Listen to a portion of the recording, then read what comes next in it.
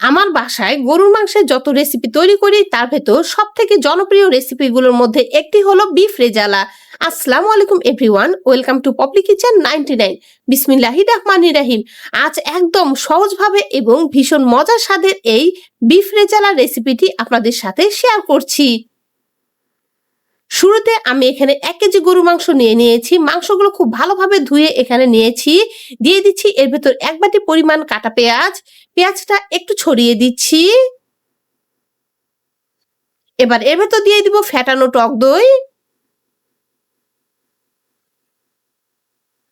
দিয়ে দিচ্ছি ধনিয়ার গুঁড়া,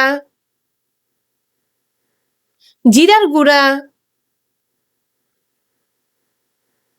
গরম মশলার গুঁড়া, শুকনা মরিচের গুঁড়া। ঝালটা কিন্তু অবশ্যই যে যার স্বাদ অনুযায়ী দেবেন। দিয়ে দিচ্ছি এর ভেতর হলুদের গুঁড়া, স্বাদ মতো নুন।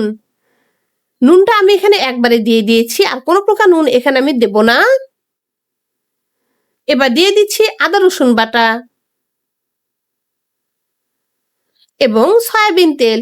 তেলটা আমি খুব বেশি পরিমাণ দেব না, কেননা গরু মাংস থেকে অটোমেটিক তেল বেরিয়ে আসবে। এবার খুব ভালোভাবে সমস্ত উপকরণ আমি ম্যারিনেট করে নিচ্ছি। আচ্ছা, এটা কিন্তু রেস্টে রাখার কোনো প্রয়োজন নেই। এটা মেখে নেওয়া হয়েছে। এবার এর ভেতর আমি 1.5 মগ পরিমাণ পানি দিয়ে দিচ্ছি।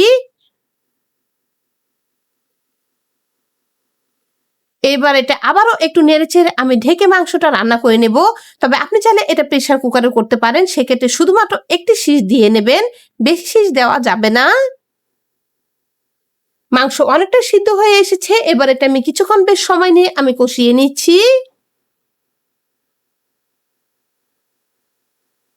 এবার এর ভেতর দিয়ে দিচ্ছি কাজু বাদাম বাটা এবং গাভীর দুধ জাল করে রেখেছিলাম সেটা দিয়ে দিয়েছি। যে বাটিতে আমি বাদাম বাটাটা রেখেছিলাম সেটা ধুয়ে হালকা একটু পানি দিয়ে দিয়েছি। এটা কষিয়ে এটা আবারও আমি ঢেকে রান্না করে নেব। আমি এখানে গাভীর দুধটা ব্যবহার করেছি, তবে আপনি চাইলে এটা প্যাকেটের দুধ দিয়ে করতে পারেন, কিন্তু অবশ্যই দুধটা জাল করে নেবেন। রান্না প্রায় হয়ে এসেছে। এর থেকে ঝোলটা আমি আর কমাচ্ছি না, আর কিছুক্ষণের মধ্যে এটা আমি নামিয়ে নিচ্ছি।